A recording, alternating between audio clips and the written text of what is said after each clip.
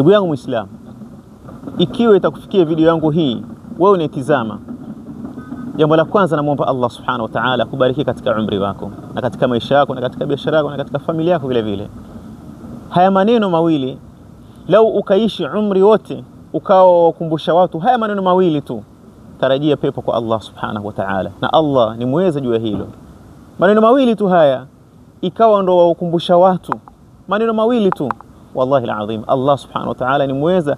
Tarajia mazuri katika dunia yako na akhira yako. Upo kazini waambie watu waseme haya maneno, upo kibaruani wakumbusha watu, uko na familia yako nyumbani wakumbusha watu, na ndugu zako unawakumbusha, upo maskani wakumbusha, upo njiani wakumbusha, kwenye gari wakumbusha, kwenye mtandao wakumbusha. Haya maneno mawili haya, tarajia pepo kwa Allah subhanahu wa ta'ala, na Allah ni muweza juu ya hilo.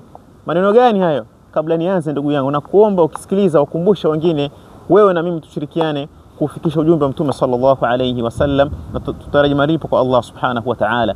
Mtume sallallahu alayhi wa alihi wasallam akitajwa Mtume, msalie Mtume sallallahu alayhi wa alihi wasallam, asema kalimatani, maneno mawili, khafifatani ala lisani, maneno mawili Mtume anaambia mimi na wewe ni mepesi katika ulimi, thaqilatani fil mizani, ni mazito haya maneno katika mizani yako, habibatani ila arrahman, yapendeza kwa Allah subhanahu wa ta'ala. Ni yapi ya Rasulullah? Mtume sallallahu alayhi wasallam asema ni wewe kusema tu subhanallah wa bihamdihi subhanallahi alazim, hata sekunde 5 hayamalizi.